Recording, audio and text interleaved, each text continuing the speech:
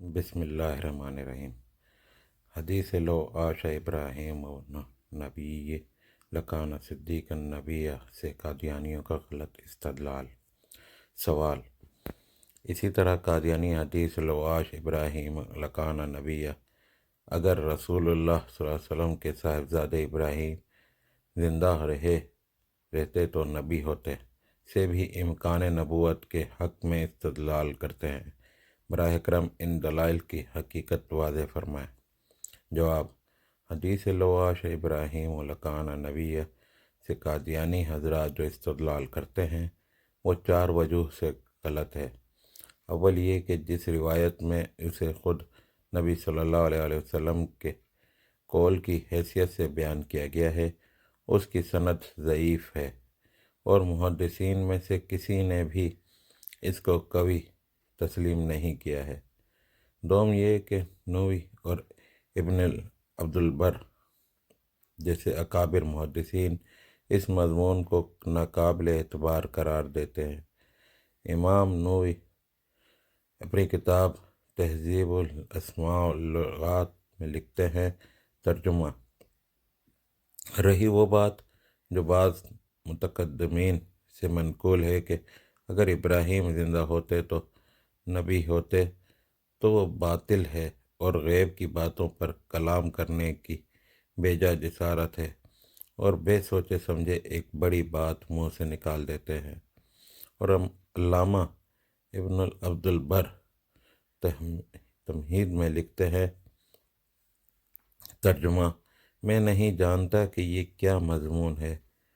نوح کہ ہاں غیر نبی اولاد ہو چکی ہے، حالانکہ اگر نبی کا بیٹا نبی ہونا ضروری ہوتا تو آج سب نبی ہوتے، کیونکہ سب کے سب نوح علیہ السلام کی اولاد ہیں۔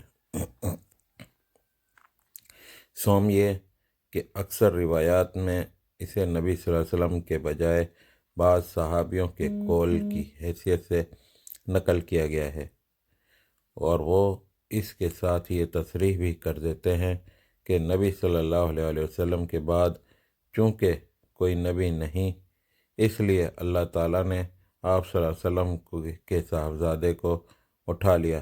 مثال کے طور پر بخاری کی حدیث کی روایت یہ ہے۔ ترجمہ: اسماعیل بن خالد کہتے ہیں کہ میں نے عبداللہ بن ابی اونہ رضی اللہ تعالیٰ عنہ صحابی سے پوچھا کہ آپ نے نبی صلی اللہ علیہ وسلم کے صاحبزادے کو دیکھا ہے؟ انہوں نے کہا وہ بچپن ہی میں مر گئے۔ اگر اللہ تعالیٰ کا فیصلہ یہ ہوتا کہ محمد صلی اللہ علیہ وسلم کے بعد کوئی نبی ہو تو آپ صلی اللہ علیہ وسلم کے صاحبزادے زندہ رہتا، مگر حضور صلی اللہ علیہ وسلم کے بعد کوئی اور نبی نہیں ہے۔ اسی سے ملتی جلتی روایت حضرت انس رضی اللہ تعالیٰ عنہ سے بھی منقول ہے جس کے الفاظ یہ ہیں۔ ترجمہ: اگر وہ زندہ رہ جاتے تو نبی ہوتے، اگر وہ زندہ نہ رہے کیونکہ تمہارے نبی آخری نبی ہیں، انبیاء میں سے ہیں۔ چہارم یہ کہ اگر بالفرض صحابہ اکرام کی یہ تصریحات بھی نہ ہوتیں اور محدثین کے وہ اقوال بھی موجود نہ ہوتے جن میں اس روایت کو جو نبی صلی اللہ علیہ وسلم کے قول کی حیثیت سے منقول ہوئی ہے ضعیف اور ناقابل اعتبار قرار دیا گیا ہے، تب بھی وہ کسی طرح قابل قبول نہ ہوتی، کیونکہ یہ بات علم حدیث کے مسلمہ اصولوں میں سے ہے کہ اگر روایت سے کوئی ایسا مضمون نکلتا ہو جو بکثرت صحیح احادیث کے خلاف پڑتا ہو تو اسے قبول نہیں کیا جا سکتا۔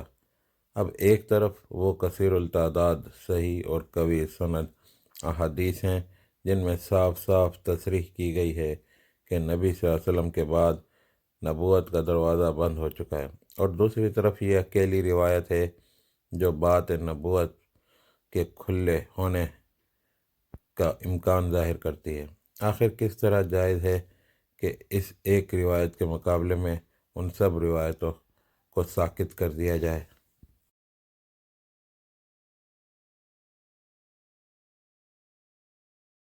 محترم ناظرین، اگر ویڈیو پسند آئی تو لائک کریں، اور اگر چینل کو سبسکرائب نہیں کیا ہے تو سبسکرائب کریں۔